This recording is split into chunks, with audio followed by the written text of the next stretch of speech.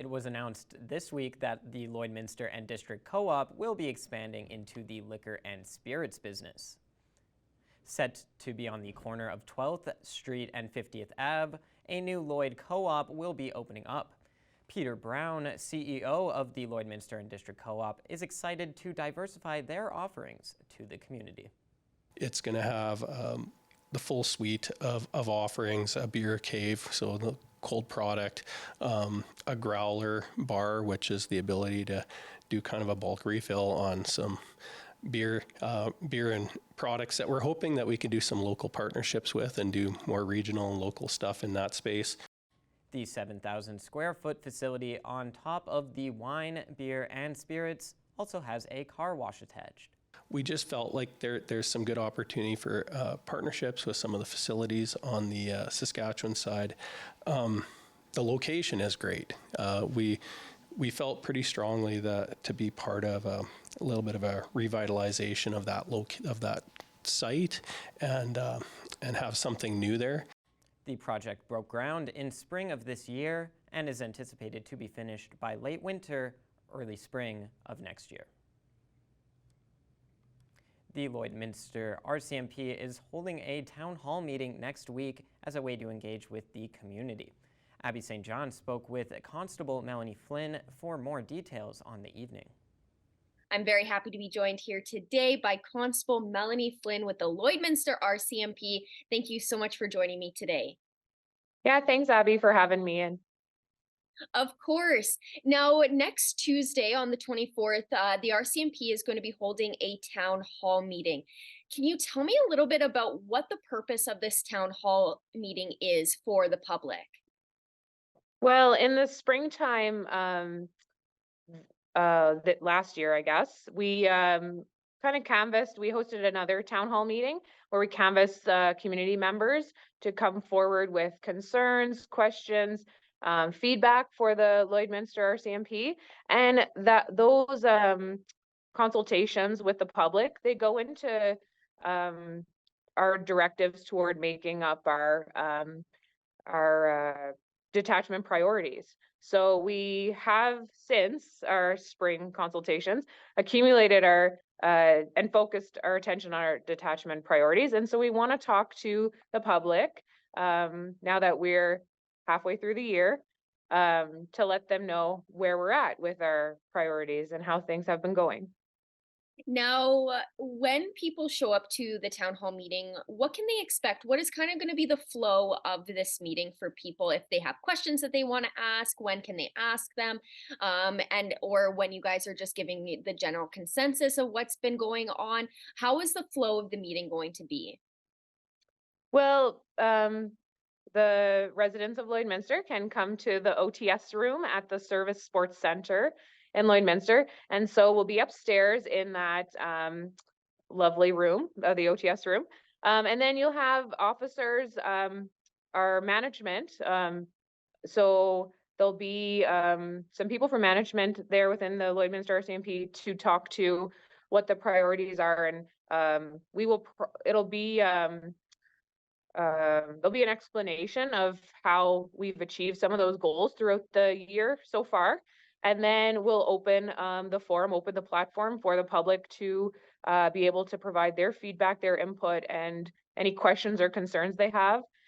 There will be focus as well on our specialized units. So we'll have different members from different specialized units here in the Lloydminster detachment too.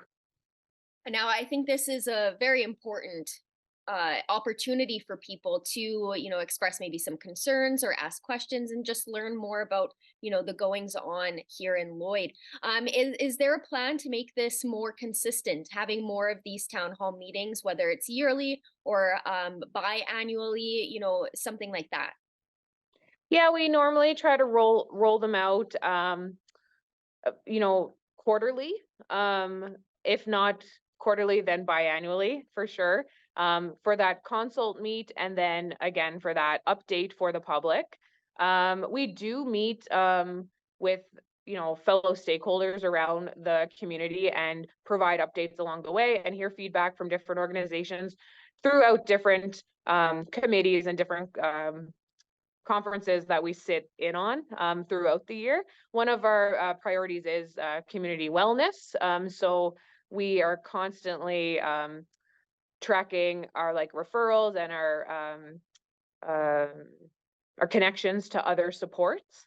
And we're always looking for feedback from public. So Well, I know that this is going to be a perfect opportunity for people to learn more about what you guys do, and maybe have some peace of mind if they have some important questions that they would like answered. Now, it is taking place on October 24th. You mentioned where it is, but for a reminder for people, the time and place for the town hall meeting. it'll be October 24th at 6 p.m. At the Lloydminster Service Sports Center upstairs in the OTS room. So 5212 12th Street is the address of the Service Sports Center, and they can just come right up to that OTS room. It's kind of opposite of where the gym is, where the fitness center is there. So I'm sure you'll see us. We'll probably have some indication that we're in that space. So we're looking forward to having lots of community members come out, connect with us, and just hear from the public. If you're not able to attend, you can always talk to the Lloydminster RCMP detachment, or you can find us on Alberta RCMP Lloydminster Facebook. So we are on Facebook as well. So Awesome. Well, thank you so much for joining me today, and I wish you luck for the town hall meeting next week. yeah, thanks, Abby. That is something you just do not see every day. Just a giant pirate ship just smack dab in the middle of the lawn there. I love it. I love when people go all out for Halloween. There's a house near where I live that always goes out for the holidays, especially Halloween, and I love to see It really that. ties the whole season together. I agree full-heartedly.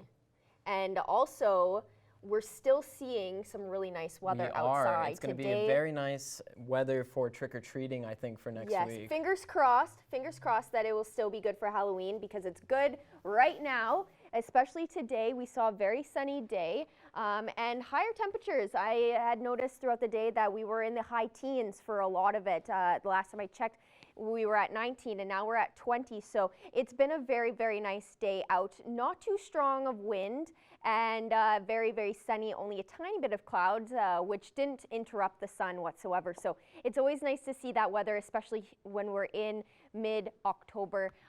Like I said, sitting at 20 degrees right now here in the border city. And then across the region in Alberta, similar temperatures as well. 22 in Provost and in Wainwright, 21 in Vermilion and Edmonton, 20 in Vegreville and Bonnyville. Cold Lake is sitting at 18, and then 19 in St. Paul and Lac La Biche. And then on the Saskatchewan side, similar temperatures as well. 17 up in Isle Cross, 20 out in Maidstone and Pearceland, 19 in Green Lake, Meadow Lake, and St. Walburg, 21 in North Battleford, and Macklin is sitting at 22. And then overnight tonight in North Battleford, it will clear to partially cloudy skies. So we'll have just a little bit of cloud coverage in North Battleford overnight tonight, and then the wind will kind of pick up as you go more into the evening, and then it will drop down to 7. So it should be a fairly nice evening out in North Battleford. And then tomorrow, mix of sun and cloud, a little bit breezy, so it's going to feel a little bit more mild at that 16 degree high for the day, and that wind coming in at 24 kilometers per hour may feel a little bit cooler than that 16. And then overnight tonight in Cold Lake, we'll drop down to 5 degrees. There's about a 40% chance of some light showers spotted throughout the evening. Otherwise, the clouds will start to clear as you go further into the night. And then tomorrow, bright sunny day, a little bit cooler at 14 degrees. However, lots of sun, so it's going to still be a nice day out. Overnight tonight here in Lloydminster, partially cloudy skies and a little bit windy. The wind will start picking up as we go further into the evening. 24 kilometer per hour winds with a low of 5. And then tomorrow, just to break down the day for temperatures around 6 a.m., we'll have about 7 degree weather, clear skies, which will be nice. And then around noon, it should be mostly sunny like we saw today, and it'll be around 11 degrees. And it'll stay consistently 11 up until 6 p.m. and still mostly sunny skies. So it's going to be very similar to today. and then around midnight it will be around 4 degrees, mostly clear skies. With just a little bit of clouds. And then over the next 3 days, tomorrow will be a high of 14 and a low of -2. Partially sunny day, like I said. And then on Saturday, sunshine with a little bit of cloud coverage with a high of 11 and a low of -1. And then on Sunday, unfortunately, it gets cloudier and cooler. We're only going to have a high of 6 degrees and a low of -8, and the wind will start picking up in the evening. And I just want to remind you, if you'd like to see your weather photos on our show, please send them to our Facebook page, Stingray Pets and Weather Photos. That's your first look at your weather forecast. I'll have more coming up later on in the show.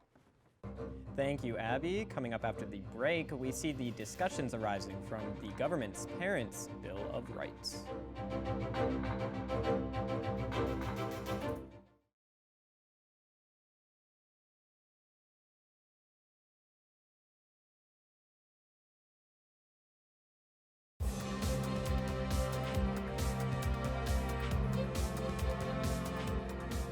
The Lloydminster Bandits season is underway, and they are practicing up for their upcoming game this weekend. Our Thomas Wildman has more. The Bandits, after a great preseason, have started off strong in the regular season, going 3-1 and only dropping one game to the St. Paul Canadians. It's a little up and down. Like, that first game against St. Paul wasn't the greatest, but we're just slowly turning it up. We're just getting used to new players, new lines, like a whole bunch of combinations, but I think we're looking better. That game against Killam was huge, so 3-1 is a pretty good start. The Bandits are looking to be one of the top teams in the division this year, especially with a good portion of the core returning. I think the final total was 15 returning veterans from last year. A lot of them were 18-year-olds last year, so majority of them are actually in their second year of junior, so just reaching the prime of their career. And so yeah, good core that we're building around.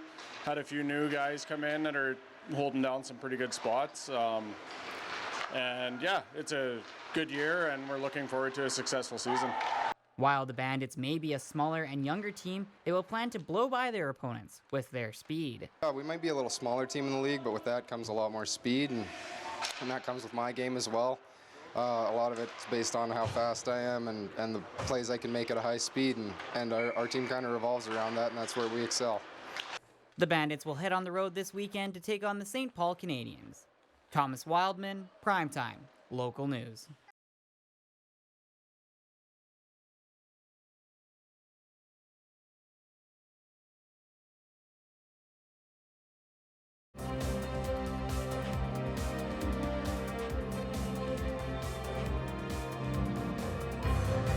Well, it's been a while since we've had a time to chat here with our friend Lauren Rhoda-Kemperly, but Lauren is back with us today to talk about all things parenting. Lauren, thank you for joining me. It is a pleasure to be back. Thanks for having me. Today, Lauren, we're going to talk about conscious parenting, and this is something that not everybody may be aware of. So can you tell me, what is conscious parenting? Yeah, so conscious parenting is really about the relationship with the child. So it's a relationship focused kind of parenting. And there's so many names that people hear nowadays. They hear gentle parenting, respectful parenting, mindful parenting, or conscious parenting.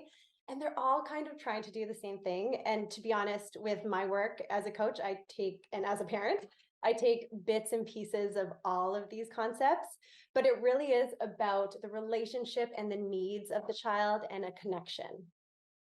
Now, you mentioned that you are a coach, Lauren, so obviously this is something you're passionate about. Can you tell people basically, how can you learn to become a conscious parent? Is it something where you have to take a course, or you can just, read items and articles on the internet, or what's the best way to, I guess, make that move to becoming a conscious parent? Yeah, actually, there's so many of those ways, like you're saying. So you could start with a book, or following an account, or watching YouTube videos, or taking a course. There's so many ways. But I think really, if you want to start, you can just jump in by starting to practice some of the concepts. So focusing on that relationship. And also a big thing that I do with people, because I do want to point out too, a misconception that a lot of people have about this conscious parenting is that they're like, oh, so we just let the kids walk all over us and we don't have any rules. But that's really not the case. It's about making sure that everyone's growing together and understanding each other. And of course, setting boundaries so that children can learn, but that's so that everyone can thrive together. And it really makes parenting a lot more fun. So what I tend to do with people is I say where we should start is figure out what is triggering you as a parent or a caregiver, because often those triggers, you'll come back and you'll look inside and you'll find out it's actually about you and it's not about the kid. So I'll just give a quick example. Let's say you find you get really triggered when your kid doesn't finish all the food on their plate. If you stop and think, is it about my kid? And is it about them not finishing the food on the plate? Or is it about when I was a kid, I was told I had to finish every last bite. And so I think that's the way it should be. And so that's making me feel like this, that, or the other thing, or I'm not being listened to, or my role in the family and that kind of thing. So really it's about coming inside and finding out what these triggers or things that are not enjoyable are bringing up in you. And when you can resolve those things in yourself, then it often resolves everything else in how you react and respond to your children or the children you're taking care of. Is it a big leap from what would be considered traditional parenting? I would say so. I'm generalizing, of course, but I would say like our generation is probably the first generation that's really coining these terms, and that's stepping away a little bit from the do this because I said so kind of mentality. And again, I'm generalizing because I don't want to insult anyone that 1 or 2 generations ago they were not doing it that way. But it really is about it being a team effort and being family focused now. And yeah, and just trying to work with our children and know that they can be our teachers as well. Why do you think that parents should consider making the move to just even more of an effort to be a conscious parent and get away from some of the hard and fast rules? Like you said, growing up, it was a little bit different, I think, for your generation and for my generation. But why should parents look at maybe softening things a little or moving away from traditional styles? Well, I think most of us can agree that that way wasn't working or isn't working because it can get kids to do things in the short term. So if you yell at your kid, yes, maybe they'll stop doing that right now for you so that they don't get yelled at. But is it really making them feel like they're making the decision? So for their autonomy, their confidence, their mental health, and the whole family relationship, this kind of parenting is important. Now, as we alluded to, Lauren, you are a coach. Do you offer services to parents or some resources? Or if anybody's interested in exploring this topic further, can they reach out to you for certain things? And I guess, what do you offer?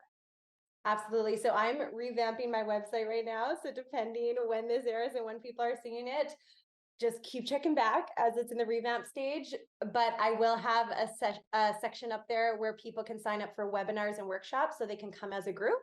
And that's a very inexpensive and quick way to kind of just get the main concepts. And then if they want more, they can work with me privately as well. And Lauren, for those who are not aware, how do they find your website and how do they find you on social media? Thank you for that. So yes, it's laurenrodickeberle.com and it's at Lauren Rodick Eberle. So RODYCHEBERLE on all social media platforms and my website as well. All right, Lauren. Well, thank you so much for joining us today. We really appreciate it. Thank you.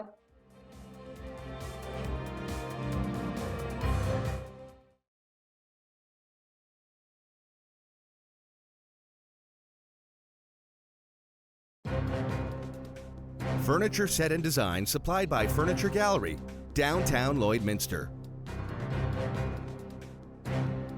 We are here with Canadian country artist Wes Mack. He has a brand new song that he just released. That's My Country, and it is a wonderful song. Wes Mack, welcome to Primetime Local News. Thank you so much for being here today. Thanks so much for having me on the show. I really appreciate it, Sarah. So, you've just released That's My Country to Radio off your forthcoming album, which we're going to be talking about here in a second. So, it is this great new song, and I'm excited to see where this new chapter and this new music takes you. So, let's talk about Hummingbird that is going to be coming out this Friday. You said that it took you 4 years to make, 4 years in the making. It has been a hot minute since you have released music, and we're very excited about it. So, first off, beautiful name for an album. Secondly, tell us more about it. Yeah, I mean, there's so much to tell because it took 4 years because I started it in March of 2020, which like probably the first year and a half of the production of this album went a lot slower than I would have guessed. You can guess why, pandemic and such. But yeah, it honestly it kind of switched the whole way that I look at making records. So much of it became about Zooms and FaceTimes and sharing files between like multiple cities and people working on it, and became this really modular record that like the upside to that was I could work with anybody and have anybody working on it, and it just became, I don't know, it was a lifeline through through the pandemic of working on this thing. For me, it was like a good piece of mental health building. So in the end, I finally look back, I'm like, okay, I got a whole record here, so it's time to put it out. That is really awesome. Yeah, I mean, it's funny how those things evolve, right? Sometimes you come into an album or anything in life with like a big plan on how it's going to go, and this one plan was entirely out the window, and it just became. I feel like looking at the tracks now, I can kind of hear where I was at during the last couple of years, just like song by song and how it's written. That's incredible. I absolutely love it. So, That's My Country is a fantastic song. I cannot wait to play it and share it with the world. But is there any other song on Hummingbird that we should keep our ears and eyes out for that you love? I'm really excited to have "Be Without You" out there because it's unreleased. It'll come out on Friday. It's the first song I've ever released where I produced it and played it all entirely myself. So it is just like a piece of me that's like my engineering work and like so obviously that feels personal. It's because it's just me doing it. It's probably the most sort of chill, laid back, introspective track I've ever done. But I think it kind of sums up the vibe of the record into one thing. Yeah. For sure. So, you said that track by track, you can kind of see where you were at in your life through these songs. So, what Yeah. would you like people to take away from Hummingbird? I mean, the name of the record is something my girlfriend actually suggested it, calling it Hummingbird, because we outside our window throughout the making of this had a hummingbird feeder, and we would have like a hummingbird or two would come and land, like show up there every single day basically and drink out of it and go. And she commented one day, she's like, oh, the hummingbird's the only bird that can actually fly backwards and forwards. And it sort of became this neat metaphorical thing because over the last 4 years, I felt like a lot of the forward progress I had was like, no, you can't go that way anymore. You can't play a live show, or you can't travel there. You can't see your friends or family. Okay, so you got to go back. You got to come up with something else to do in order to go forward and keep living life. And so it felt like beyond just being this magical bird that shows up at the window, it felt like a neat metaphor that kind of encapsulated the whole thing. So maybe that's the takeaway. I always figure I should say I like people to take away whatever they will from it, but maybe just that life's not linear sometimes. So, That's My Country. I love this song so much. I Thank love you. the beginning of this song. The guitar is just Yeah. gorgeous. Yeah, when I got that track back, my buddy Jordan Orbeck produced this, and he's had a hand in every piece of music I've ever made. And when he sent me like the intro session, he's like, "You thinking something like this?" And I was like, "Oh yeah. This is one of those ones where it's like I produced some of the tracks on this, but I am not the producer of that track. I was super jazzed. The like I'm just gushing about it because it's the work of a really talented guitar player we know, and Jordan, and like, yeah, I find sometimes with a song, if you can get that like first 8 seconds right, that initial loop, like the vibe to it, it really like you kind of make or break the whole thing in Well, the song definitely deserves to be gushed about because I love it. And that. you said that it was inspired by life at the place you love the most. So, tell us more about this song and how it did come to be. Yeah, so I'm at my cabin right now. And that's it's one of those things like I for me, that's what the song is about. That opening 4 lines are When I feel too far gone, I throw on a song, something about Alan Jackson. He just gets me. And that's every time I drive up here for years and years and years. I had the same. I still have it sitting in my truck. It's Alan Jackson's greatest hits, 35 songs. And I throw that on, and it just like, it's one of those things you kind of like come up with little triggers in life to like put yourself in the right headspace. And for me, it was getting in the truck, listening to that album, driving out in the middle of nowhere. And it would just sort of be like any other stressors and things in life would kind of melt off with the road. That's where the song starts. And it kind of ends up being all about this place that's, to me, just been like pivotal and important through my life. And I feel like in the song, the idea was to kind of stick that. So, because I feel like everybody's got that place somewhere, whether that's somewhere that you can go to easily or not, some place in your life that holds like that kind of value to you, that like does something for you like that. That's what it's about for me. So cool. Well, Wes, thank you so much for talking with me today. Hey, it's been my pleasure. Thanks for having me on.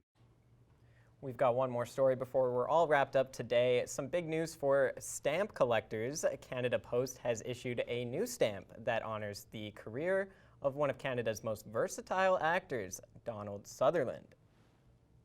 He made his film debut in 1963 as the tall man in the nightclub in the movie The World 10 Times Over, before landing his breakthrough role as Killer Vernon Pinkley in the Second World War film, The Dirty Dozen.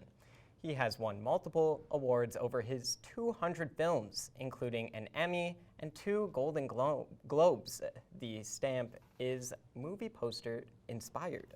I love this. I think Donald Sutherland, he's a staple in the acting world. And, to add on to the 2 Golden Globe wins, he has 9 nominations in total for the Golden Globes. So he is very much a seasoned actor. Him in the Hunger Games series is what more people in this generation will know him from. And I loved him in it. He was fantastic. He played a fantastic anti-villain, basically. At the closer to the end, you realize that he wasn't really the true villain. So I loved it, and I'm not a stamp collector myself. Neither am I. But I would for sure get this stamp. I agree, and I think it's just a perfect way to kind of honor his legacy over all of the years and the 200 films. So it's just really good to see that. Yes, especially for a Canadian. Exactly. That is all the time we have for you on Primetime Local News. Thanks so much for watching, and have a great night.